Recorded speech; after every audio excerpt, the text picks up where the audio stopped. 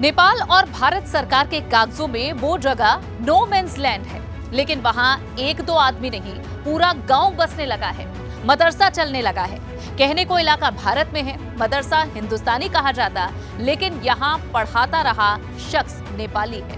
मदरसे के मौलवी के पास ना तो मान्यता के सवाल का जवाब है और ना ही ये बता पा रहे हैं कि अकेले 80 बच्चों को कैसे पढ़ाते हैं।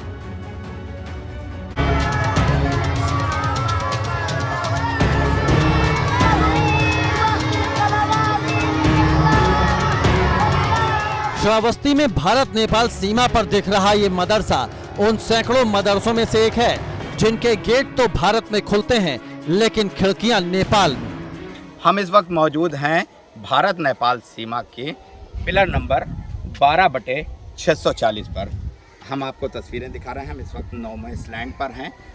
उस तरफ कुछ ही कदम की दूरी पर आपको नेपाल दिख रहा है। ये जो आबादी है ये नेपाल गांव है और यहाँ जहाँ हम इस वक्त मौजूद हैं नो मैंस लैंड पर, इसके बगल में ही आपको हम दिखा रहे हैं ये ककरदरी गांव है और ये मदरसा है जिसका दरवाज़ा नो मैंस लैंड में खुलता है और यहाँ पर बच्चे तालीम हासिल करते हैं।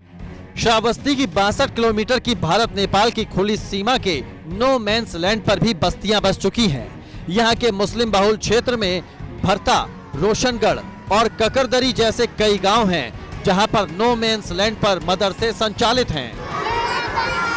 जी ये बताइए कि आपके मदरसे का रजिस्ट्रेशन है, कुछ है? हमारे मदरसे का रजिस्ट्रेशन है। हाँ, कहाँ से कराया था? फैजाबाद से। फैजाबाद से। कागज़ वागज़ हैं इस टाइम? हमारे पास तो नहीं कागज़ वागज़। फिर रजिस्ट्रेशन है। कागज़ किसके पास है? शकील हाफिज के पास। ये कौन है? लक्ष्मणपुर के रहने वाले हैं। अच्छा, यहाँ मतलब पढ़ाते हैं यहाँ पर? नहीं पढ़ाते, पहले पढ़ाते थे। तो कागज़ उनके पास हैं? उनके पास है। यहाँ के ज्यादातर मदरसे गैर मान्यता प्राप्त हैं। मुस्लिम खुद पैसा जमा करके मौलवियों को सैलरी देते हैं और अपने बच्चों को दीनी तालीम दिलवाते हैं। मैं यहाँ से 4 महीने से पढ़ा रहा हूँ, चौथा महीना चल रहा है। इससे पहले कौन पढ़ाता था? इससे पहले दूसरे पढ़ाते थे रमज़ान में। रमज़ान। ये कहाँ के हैं? ये नेपाल के रहने वाले थे। अच्छा, नेपाल के टीचर इंडिया में पढ़ाते थे? पहले पढ़ाते थे, वहाँ से निकल गए। अच्छा, कितने दिन उन्होंने तालीम दी? 1 महीना। अच्छा, 1 महीना तालीम। क्या पढ़ा रहे हैं बच्चों को इस टाइम आप?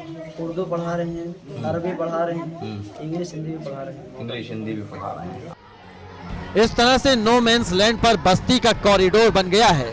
जैसे जैसे बस्तियां बढ़ती जा रही हैं, दोनों देशों को अलग करने वाले शिलापट भी गायब होते जा रहे हैं। सिर्फ 2 साल में ही 4 फुट ऊंचा शिलापट महज 9 इंच बचा है।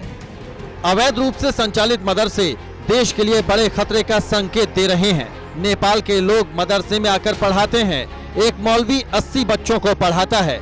मान्यता मिली नहीं, फंडिंग स्थानीय लोग करते हैं।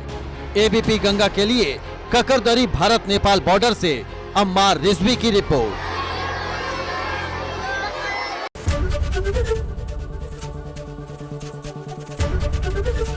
एबीपी गंगा, खबर आपकी, जुबान आपकी।